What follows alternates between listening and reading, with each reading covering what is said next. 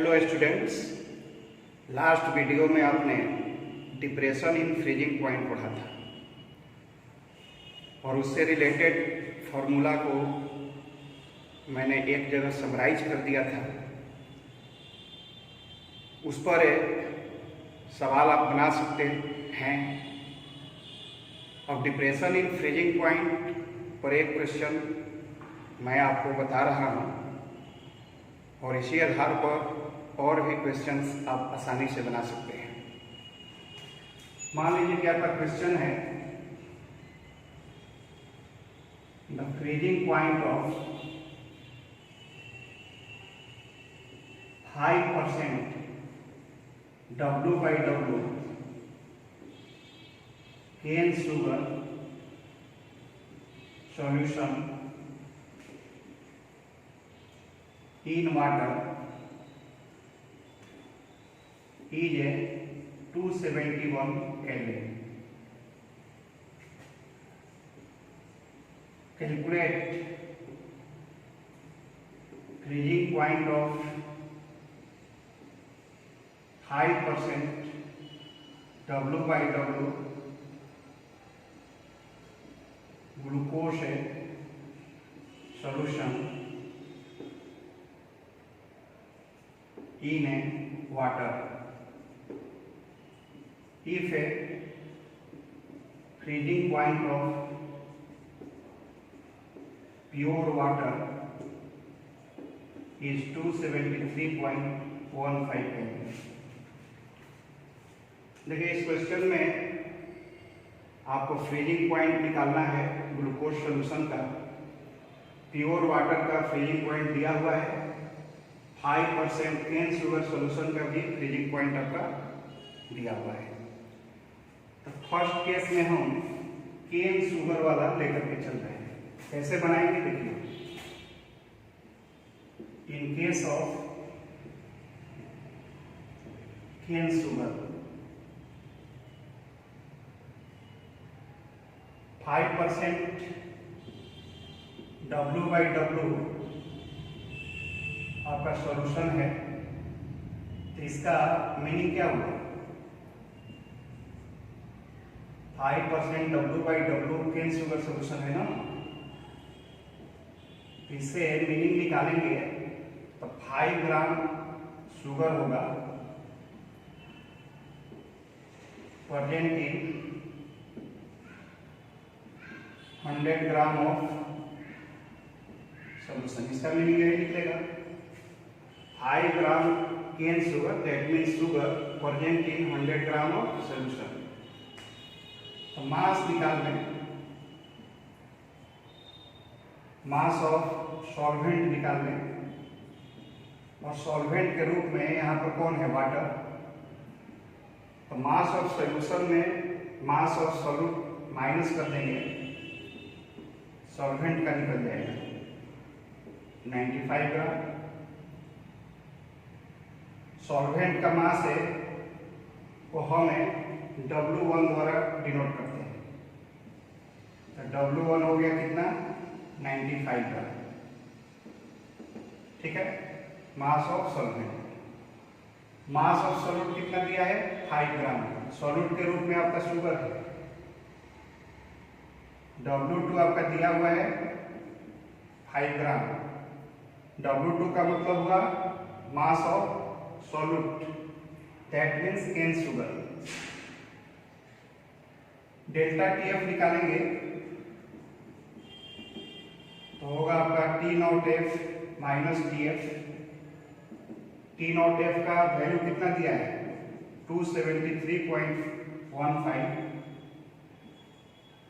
और TF दिया है आपका 271 केल्विन। केल्विन में निकलेगा तो हो गया आपका 2.15 केल्विन। ये डिप्रेशन निकल गया केन शुगर सॉल्यूशन का। डिप्रेशन इन फ्रीजिंग पॉइंट हो गया और फॉर्मूला आपके पास है, इसको मिटा दे रहे हैं।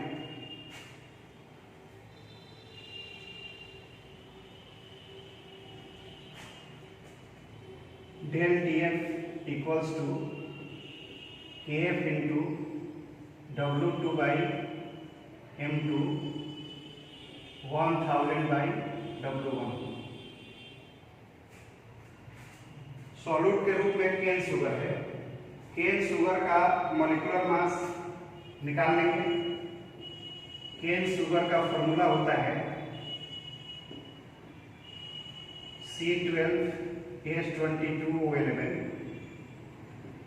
12 इंटू 12 प्लस 22 इंटू 1, 11 इंटू 16 आ जाएगा आपका 342।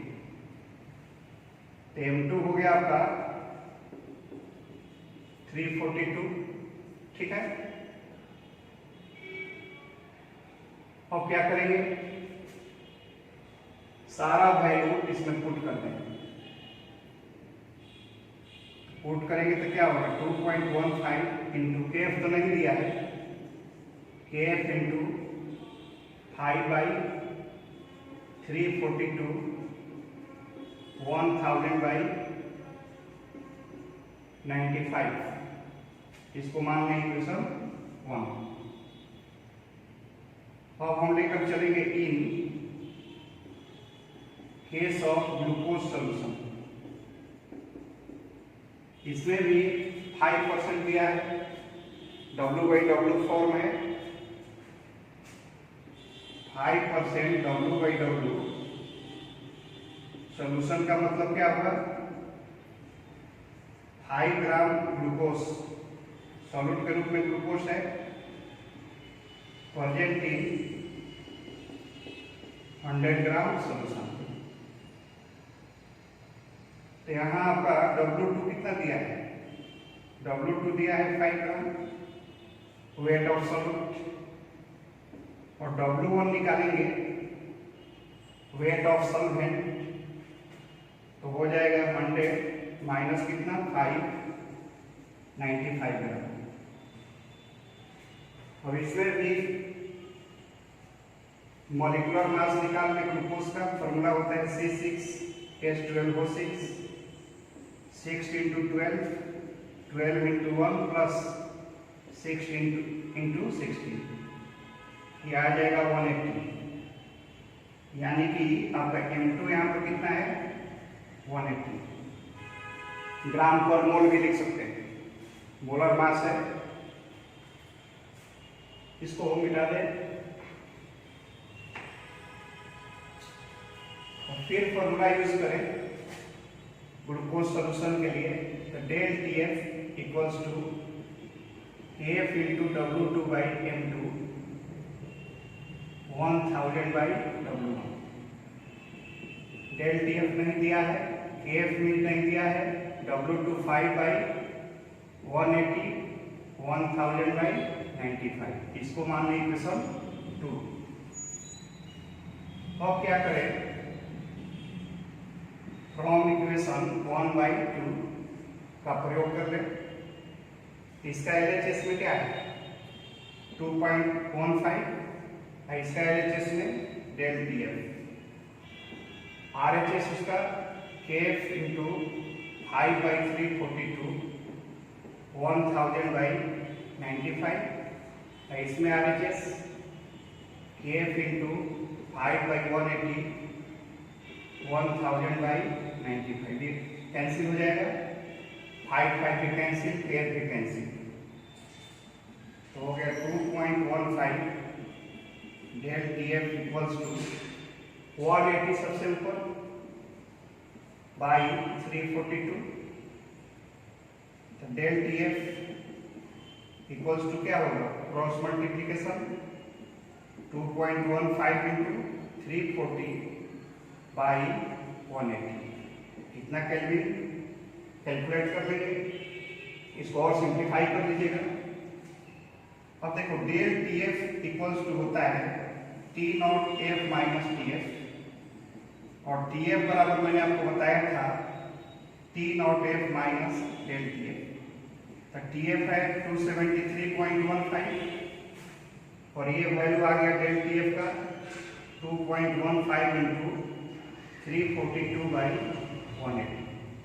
अब इसको सिंप्लीफाई कर लेंगे इतना कैलोरी आपका फ्रीजिंग पॉइंट निकल जाएगा किसका, ग्लूकोज सोल्यूशन का। इसको आप नोट कर लीजिए।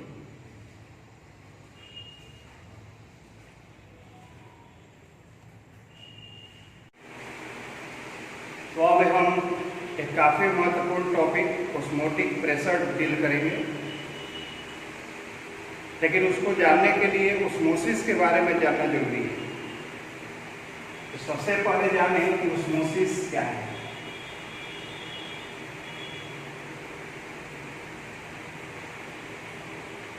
ऑस्मोसिस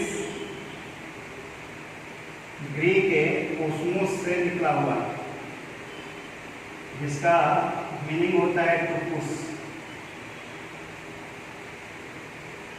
और इसका जो डिस्कवरी करने का श्रेय है, यानी लिख सकते हैं डिस्कवर्ड बाय एबे नॉलेट, फ्रेंच फिजिसिस्ट था। इसी ने ऑस्मोसिस का आविष्कार किया। अब ऑस्मोसिस को आप डिफाइन कैसे करेंगे? The spontaneous flow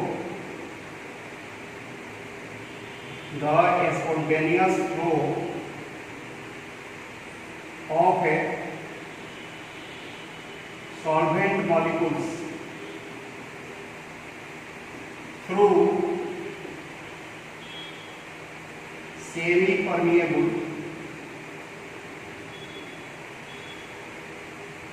membrane, short में इसको हम SPM द्वारा डिनोट करेंगे, from pure solvent to solution और from dilute solution to concentrated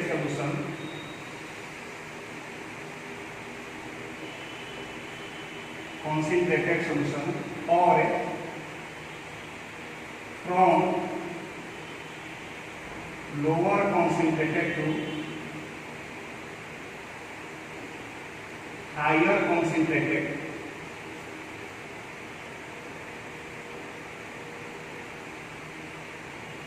solution।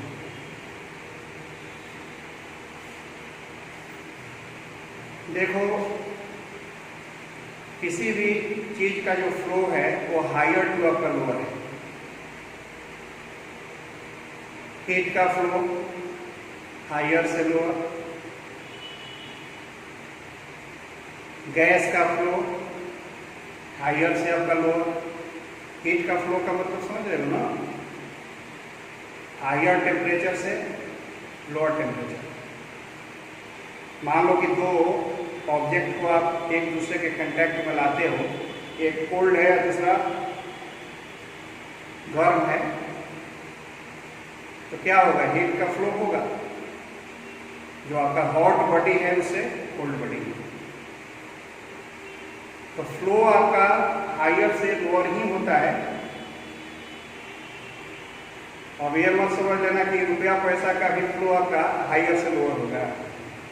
आप देखते होंगे कि जिनके पास जितना रुपया है उतना चाहते हैं कि और हम दे दें, तो वहाँ लोअर की ओर फ्लो होने की संभावना बहुत कम है। लेकिन तुम अब कहोगे, प्रश्न करोगे कि सर आपने लिखवाया कि लोअर कॉन्सेंट्रेटेड से हायर कॉन्सेंट्रेटेड, ये क्यों निकली? जब हायर से लोअर होता है फ्लो आपका, तो लोअर से हायर कैसे पॉसिबल है? आपके दिमाग में अब प्रश्न आता होगा। लेकिन बेटा, बात यहाँ भी हायर और लोअर, हायर से लोअर वाली ही है। अगर लोअर कॉन्सेंट्रेशन है तो उसमें सॉल्वेंट हायर अमाउंट में होगा। अगर हायर कॉन्सेंट्रेटेड सॉल्यूशन है तो वहां सॉल्वेंट लोअर अमाउंट में होगा। और चूंकि सॉल्वेंट आपका फ्लो कर रहा है, इसलिए आप कहेंगे कि लोअर कॉन्सेंट्रेटेड से हायर कॉन्सेंट्रेटेड में आपका फ्लो करता है।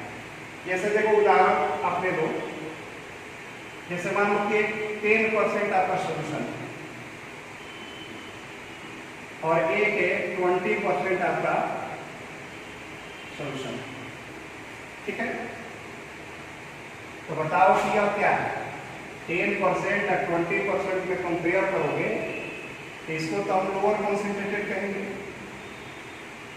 लोअर कॉन्सेंट्रेटेड, और यह क्या होगा, हायर कॉन्सेंट्रेटेड। इसमें सॉल्वेंट का परसेंट है, सॉल्वेंट इसमें 90% है और इसमें सॉल्वेंट कितना होगा, 80% होगा। क्योंकि 10% सोल्यूट है, 90% सॉल्वेंट, 20% सोल्यूट है, 80% सॉल्वेंट। तो बताओ कि सॉल्वेंट का ही फ्लो होना है। मान लो कि यहाँ SPM आपका लगा हुआ है, सेमी परमेबल मेम्ब्रेन।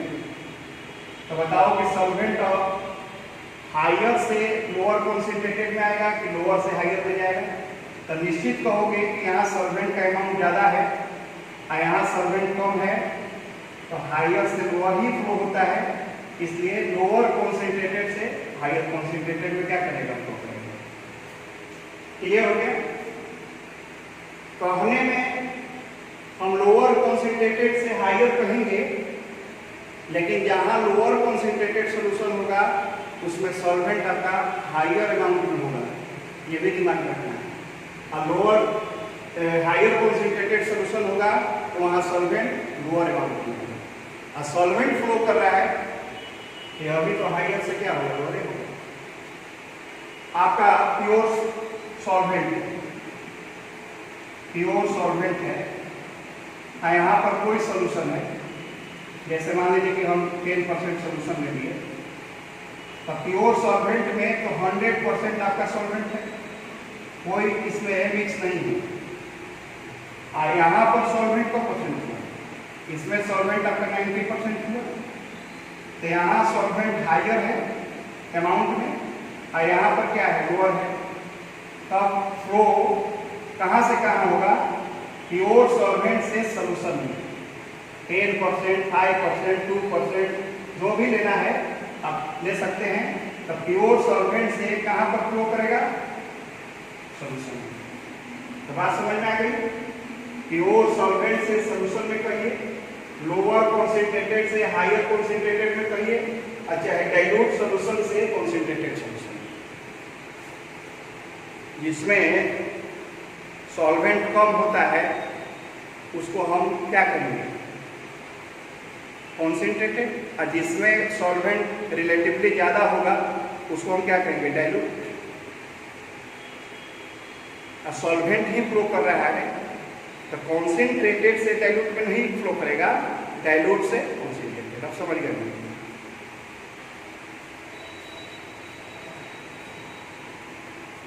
और देखिए यहाँ पर एक टर्म मिल रहा है, semi permeable membrane. Semi permeable membrane, इसको शॉर्ट में हम SPM द्वारा दिखाएंगे। अच्छा बताओ कि सॉल्यूशन में दो पार्ट होते हैं, एक होता है सॉल्वेंट के रूप में और एक होता है सॉल्यूट के रूप में, ठीक। यहाँ पर एक मेम्ब्रेन है, यह ऐसा मेम्ब्रेन है जो सॉल्वेंट को तो अपने से पास होने देता है, किसको, सॉल्वेंट को, लेकिन सॉल्यूट को नहीं पास होने देता है। यानी सॉल्यूशन का आधा भाग भी से निकल सकता है, पूरा सॉल्यूशन नहीं निकल सकता है, सॉल्यूट को रोक देता है, सॉल्यूट यहाँ पर पास नहीं करेगा। सेमी, इसी को हम सेमी परमेबल क्या कहेंगे, सेमी का मतलब होता है हाफ। सेमी न्यूमेरिकल आपका प्रीफिक्स है, जैसे सेमी सर्किल पढ़े होंगे, अर्धवृत्त, सेमी या हेमी दोनों हाफ ही को इंडिकेट करते हैं। हेमी स्फीयर अर्धगोला, तो सेमी हो चाहे हेवी हो, लेकिन यहाँ सेमी का यूज होता है, ठीक है ना। अब हेवी परमिएबल मत लिखिएगा, सेमी परमिएबल का ही प्रचलन है, सेमी परमिएबल मेम्ब्रेन कहेंगे। तो सेमी का मतलब हाफ के लिए जो परमिएबल हो, सॉल्यूशन के हाफ भाग को परमिट करता हो अपने से गुजरने के लिए। बात समझ में आ गई? इसमें ज्यादा दिमाग खर्च भी नहीं करना है। तो ऐसा मेम्ब्रेन जिससे सॉल्वेंट तो पास हो जाए, सॉल्यूट पास ना हो। ऐसा क्यों होता है? मेम्ब्रेन में आपका होल्स होते हैं, टीनी होल्स, होल का साइज भी होता है। तो बताइए कौन पास कर रहा है? सॉल्वेंट। तो निश्चित रूप से सॉल्वेंट का जो साइज है वह क्या है? छोटा है। और सॉल्यूट का साइज क्या है? बड़ा है। तो बड़ा पास करेगा, होल आपका छोटा हो तो उससे बड़ा चीज तो पास होगा नहीं, उससे छोटा पास हो सकता है। तो सॉल्वेंट साइज में छोटे होते हैं, इसलिए उस पोर से, जो आपका मेम्ब्रेन का जो पोर है यानी होल है, उससे क्या कर सकते हैं? पास कर सकते हैं। आप घर में देखे होंगे चाय बनते हुए, चाय जब बन करके तैयार हो जाता है तो उसको छानते हैं, एक फिल्टर पेपर होता है। तो बताओ कि जो टी लीफ है वह तो फिल्टर पर ही रह जाता है। फिल्टरेशन, फिल्टर करेंगे ना, तो फिल्टर का जो आप प्रयोग करते हैं उसको छानने में, तो उसके जाली जो होता है वो देखे होंगे, नेट नुमा जाली, उसके ऊपर आपका टी लीफ रह जाता है और लिक्विड जो है उससे क्या होता है? पास कर जाता है। तो क्यों कर जाता है? टी लीफ का साइज बड़ा है, उस होल से नहीं निकल पाता है, लिक्विड उससे क्या होते हैं? निकल जाते हैं। वही बात यहाँ भी हो रही है। सेमी परमिएबल मेम्ब्रेन दो टाइप के हो सकते हैं। एक होता है नेचुरल और एक होता है आपका आर्टिफिशियल।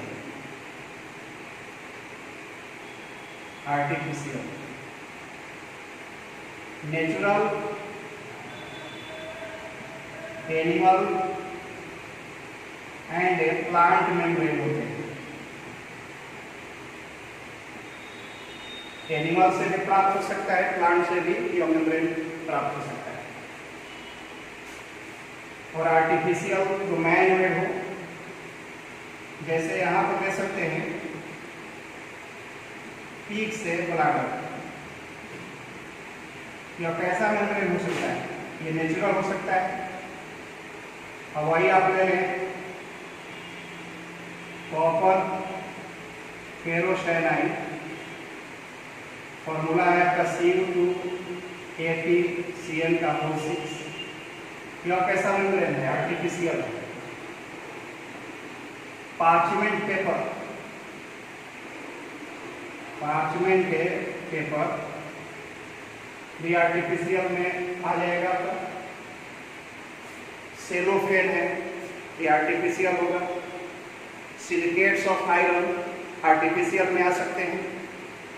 तो कॉपर फेरोसाइनाइड है, ये काफी महत्वपूर्ण है आर्टिफिशियल सेमी परमिएबल मेम्ब्रेन, ठीक है ना। बेस्ट सेमी परमिएबल मेम्ब्रेन इसको माना जाता है। तो इस प्रकार आप समझ गए कि semi permeable membrane two types के होंगे, एक नेचुरल होगा, दूसरा क्या होगा? आर्टिफिशियल। इसको मिटा दें। अब देखो ओस्मोसिस जो होगा यह दो टाइप का हो सकता है। एक होता है आपका इंडोओस्मोसिस और दूसरा होता है एक्सोओस्मोसिस। इंडो अंदर, एक्सो बाहर, यानी कि सॉल्वेंट का फ्लो अंदर की ओर हो टेक्स्ट इंडो, अगर सॉल्वेंट का फ्लो बाहर की ओर हो टेक्स्ट। आप कह सकते हैं इंडोस्मोसिस किसको कहेंगे, इसमें आप लिख सकते हैं flow of solvent from outside to inside, इसको हम कहेंगे इंडोस्मोसिस। इसमें लिखा जा सकता है, you can write flow of solvent from inside to outside. इसको एक एग्जाम्पल के द्वारा देखें।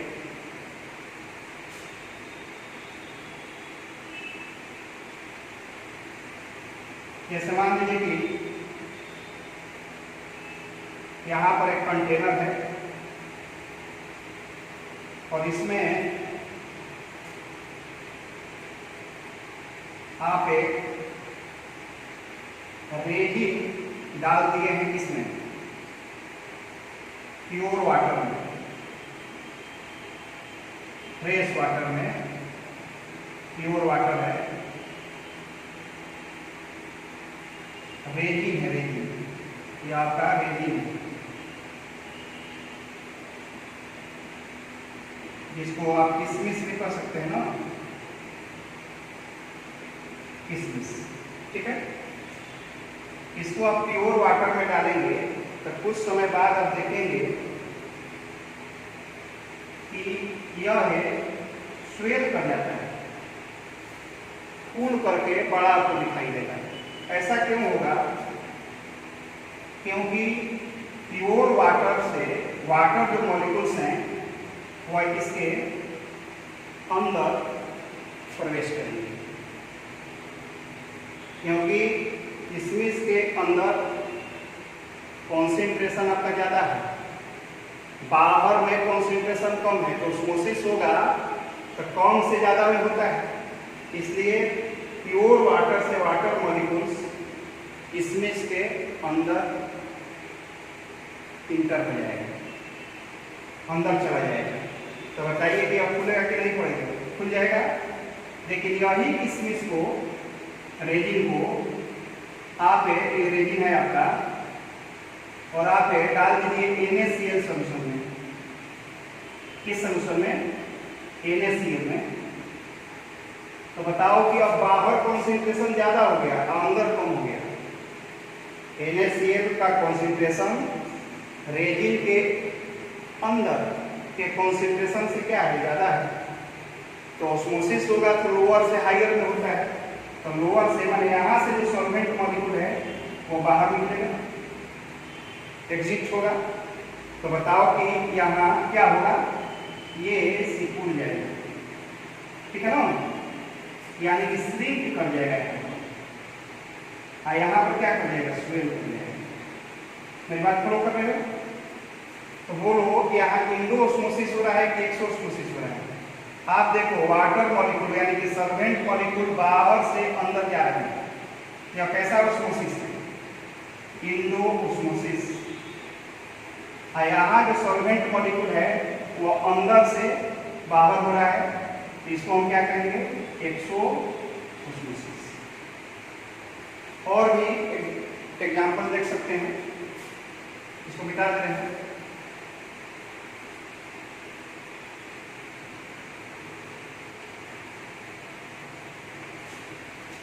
हम दो इक्वल साइज का एग ले लिए, एग माने अंडा,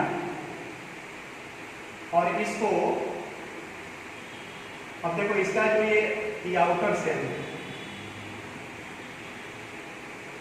और आउटर सेल जो एग का होता है कैल्शियम कार्बोनेट का बना होता है।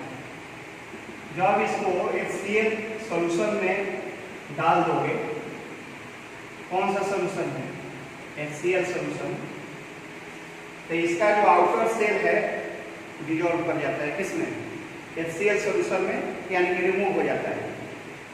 और अंडा कभी तुम फोड़ करके देखोगे तो उसका जो आउटर पार्ट है उससे ठीक सटा हुआ एक मेम्ब्रेन जैसा आपको दिखाई देगा, वो है यहाँ पर एसपीएम का काम करता है। अंडा फोड़ करके देखना, जो उसका आउटर सेल है उससे चिपका हुआ है वो मेम्ब्रेन आपको दिखाई देगा। तो जब मान लीजिए कि आउटर सेल को हटा देंगे और इस अंडा को जिसमें आउटर सेल नहीं है, इसमें से एक अंडा को हमें डाल दिए कहाँ पर, प्योर वाटर में। कहाँ डाल दिए, प्योर वाटर। और दूसरा एक को मैंने प्लेस कर दिया, इक्वल साइज का है, NaCl सॉल्यूशन में, ठीक है ना, NaCl सॉल्यूशन। अंडा के अंदर भी तो आपका है लिक्विड, उसमें भी सॉल्वेंट है, उसके अंदर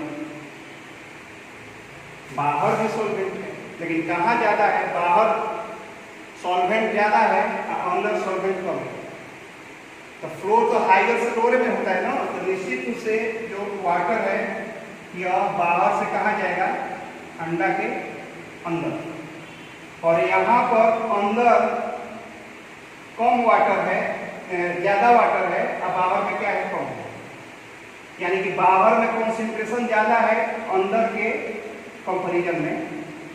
तो बताइए कि लोअर से हायर में आपका फ्लो करता है, तो लोअर है अंदर और हायर है बाहर, तो बताओ कि सॉल्वेंट आपका फ्लो करेगा अंदर से क्या, बाहर। ये जो सॉल्वेंट मॉलिक्यूल हैं वो अंदर से क्या होंगे, बाहर निकलेंगे। तो बताओ कि यहाँ क्या हुआ, यहाँ जो सॉल्वेंट है बाहर से अंडा के इनसाइड पार्ट में गया, और यहाँ अंडा के इंटरनल भाग से बाहर निकल गया। इसको हम क्या कहेंगे, इसको हम कहेंगे इंडो ओस्मोसिस, इसको क्या कहेंगे, एक्सो ओस्मोसिस। बात समझ में आ गई। ये इंडो ओस्मोसिस है, कोई विशेष चीज नहीं है। दो इक्वल साइज का अंडा लें, ये काफी महत्वपूर्ण एग्जाम्पल है, हर बुक में भी अवेलेबल है। उसके आउटर सेल को आप HCl सॉल्यूशन में डाल करके हटा देंगे। अब उसको फ्रेश वाटर में डालें तो स्वेल कर जाएगा, NaCl सॉल्यूशन में डालेंगे तो श्रिंक कर जाएगा। यह जो अंडा है यह आपका स्वेल करेगा, स्वेल। यह अंडा क्या करेगा, श्रिंक कर जाएगा, श्रिंक। मेरी बात फॉलो कर रहे हो, इसका साइज है आपका बढ़ जाएगा, और इसका साइज जो है वह घट जाएगा, सिकुड़ जाएगा, ठीक है ना। तो आप एक्सो आइंडो समझिए। अब मैं डिस्कस करूंगा ऑस्मोटिक प्रेशर।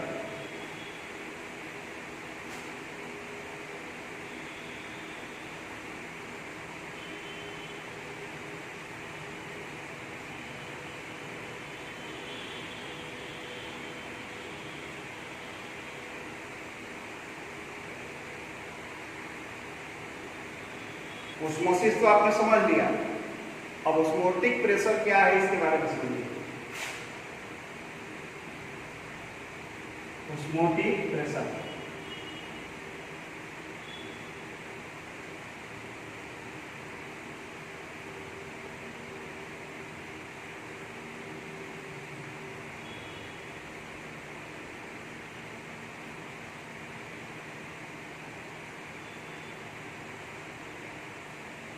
देखो यहाँ पर कॉन्सेंट्रेटेड सॉल्यूशन, कॉन्सेंट्रेटेड सॉल्यूशन, और इस भाग में डाइल्यूट सॉल्यूशन। कॉन्सेंट्रेटेड सॉल्यूशन है और इस भाग में क्या है, डाइल्यूट सॉल्यूशन। सॉल्वेंट फ्लो करेगा ऑस्मोसिस के कारण, ऑस्मोसिस द्वारा। डाइल्यूट से किसमें फ्लो करेगा, कॉन्सेंट्रेटेड में,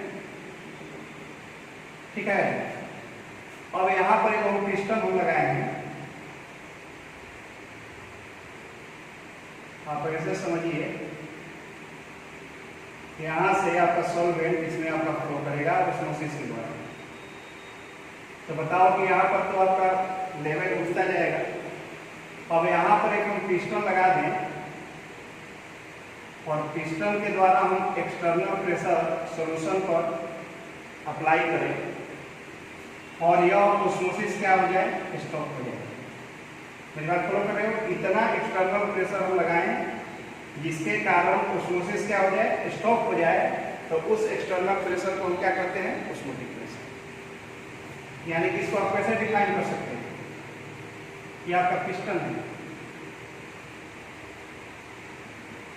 the external pressure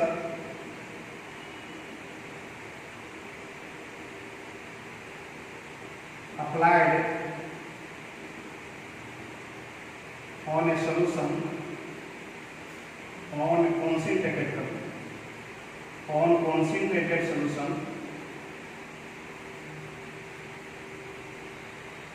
the external pressure applied on concentrated solution which stops the flow of solvent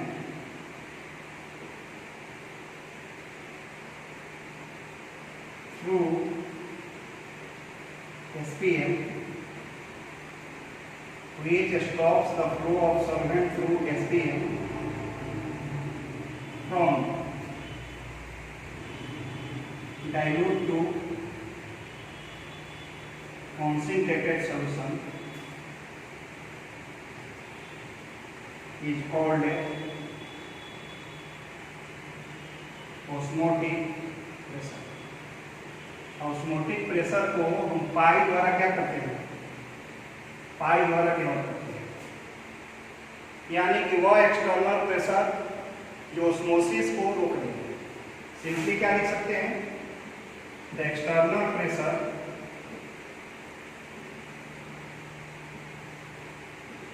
which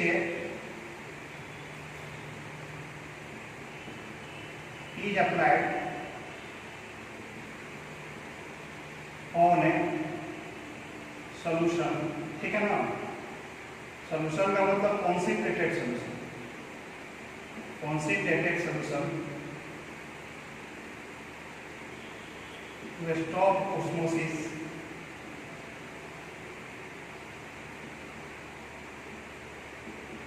is called osmotic pressure।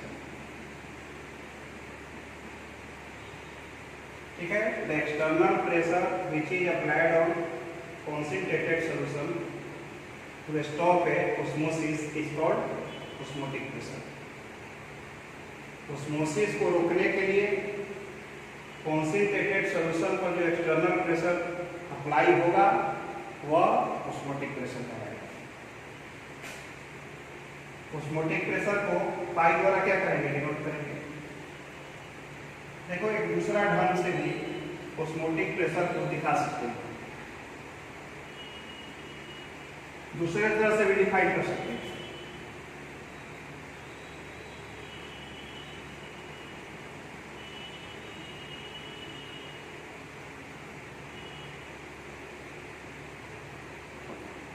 यहाँ पर आपका सेमी परमेबल मेम्ब्रेन है। सपोज कीजिए कि यहाँ प्योर वाटर है और इसमें कोई सॉल्यूशन है, ठीक है।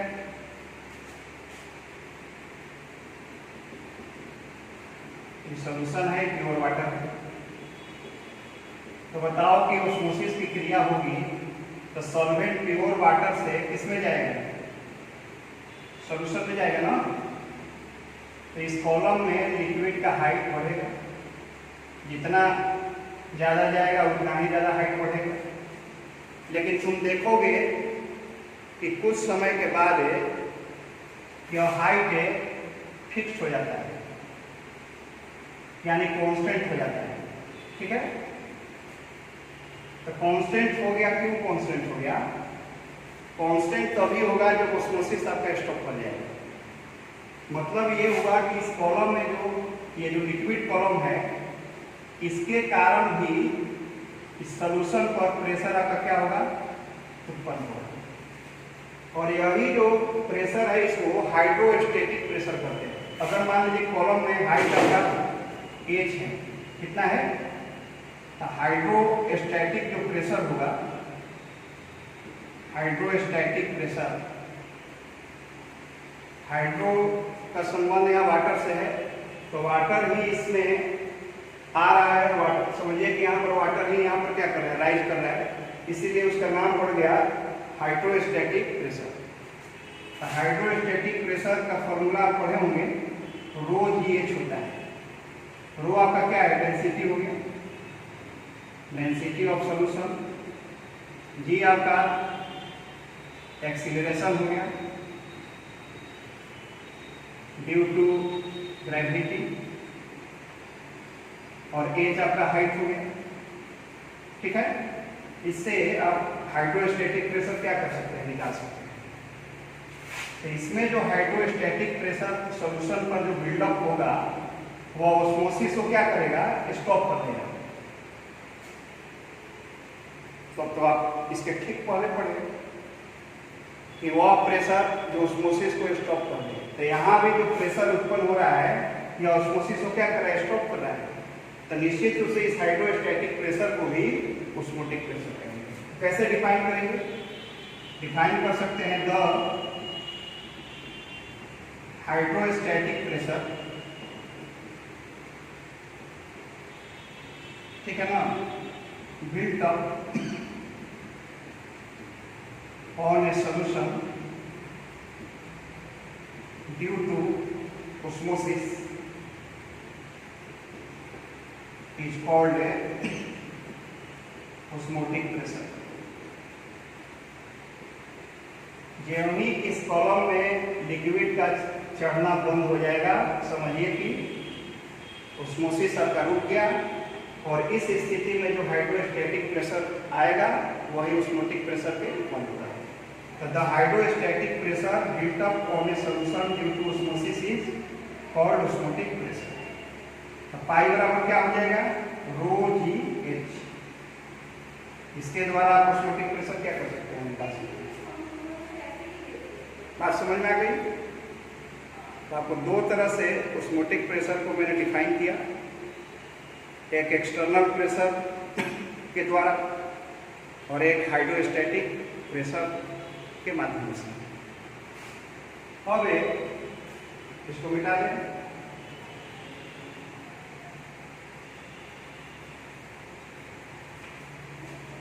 अब एक्सप्रेशन फॉर ऑस्मोटिक प्रेशर,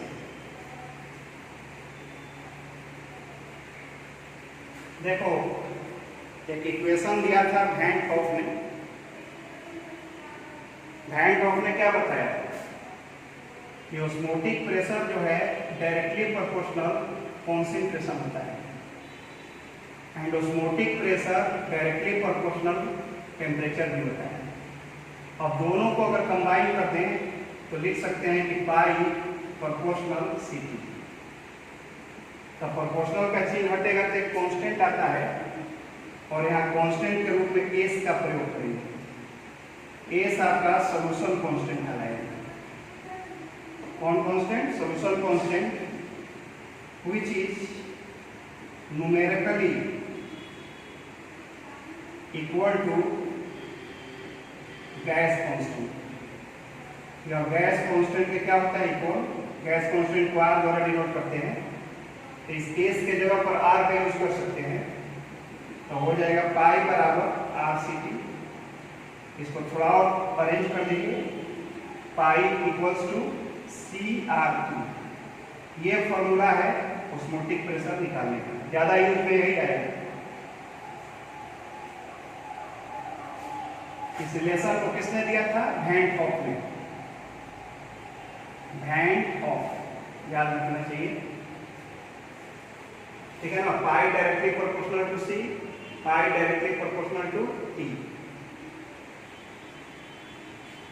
इसको मिटा दें।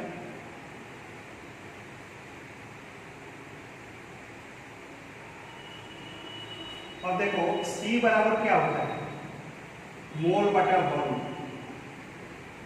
मोल बाई वॉल्यूम। इसमें आप रख दोगे फॉर्मूला बन जाएगा pi equals to n by V R T. N बराबर क्या होता है, मोल बराबर वेट बटा molecular weight, W by M. ये आपका वेट है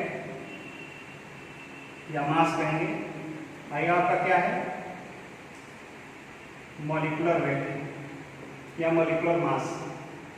इसको यहाँ पर रख देंगे तो क्या बनेगा, pi equals to W by M V I T.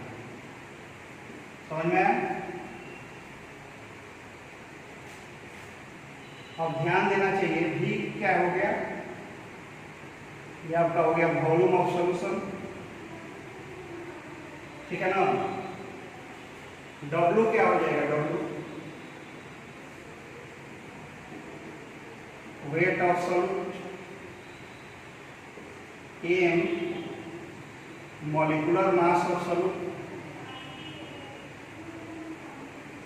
T जो है आपका केल्विन टेम्परेचर है, केल्विन टेम्परेचर इन केल्विन होना चाहिए, और R गैस कांस्टेंट है, और इसका मान यूजुअली होगा 0.0821 लीटर ATM पर केल्विन पर। ये याद रखना चाहिए। ये दे भी सकता है क्वेश्चन में, नहीं भी दे सकता है, इसको ये वैल्यू भी याद रखना चाहिए। 11th में भी आपने पढ़ा है। अब देखिए इस पर क्वेश्चन कैसे बनेगा, इसको देख लें।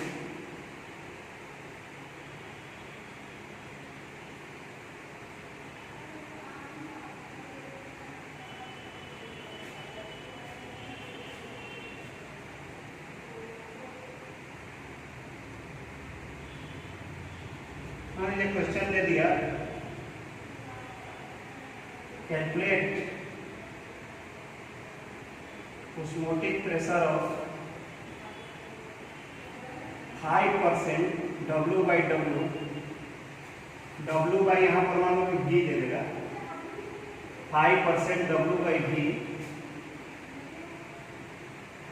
Urea solution at a 27 degree C।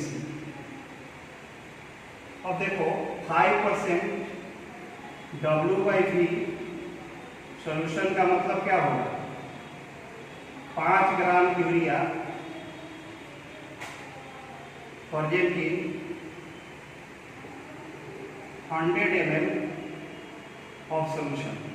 पढ़े हैं 5% W by V, ऊपर सॉल्यूट नीचे सॉल्यूशन होता है, तो ऊपर वेट होगा, नीचे क्या होगा, वॉल्यूम। यूरिया का फॉर्मूला आप पढ़े हैं, NH2CO NH2, और इसका मॉलिक्यूलर मास निकालेंगे तो 60 आएगा, आप निकाल लीजिएगा। इसका मॉलिक्यूलर मास कितना होगा, 60। तो बताइए कि इस क्वेश्चन में W कितना है, 5 ग्राम है, M कितना है, 60 है ना जी। T कितना है, T आपका 27 में 273 जोड़ दें, 300 केल्विन हो जाएगा, ठीक है। और वॉल्यूम कितना है, V दिया हुआ है 100 ml, लीटर में होना चाहिए, तो 100 में 1000 से क्या करेंगे, डिवाइड करेंगे, 1/10 क्या होगा, लीटर। तो फॉर्मूला यूज करें, pi equals to W by M V R T. R का मान आप जानते हैं, नहीं दिया है फिर भी याद रखिए, 0.0821 लीटर ATM पर केल्विन वॉल्यूम। W हो गया कितना, 5, M 60, V 1/10 आपका हो गया, R 0.0821, और T कितना हो गया, 300। अब इसको सिंप्लीफाई कर लेना, इतना ATM आपका क्या हो जाएगा, समझ में आ गया कि नहीं समझे? इसको उतार दीजिए, उतारिए।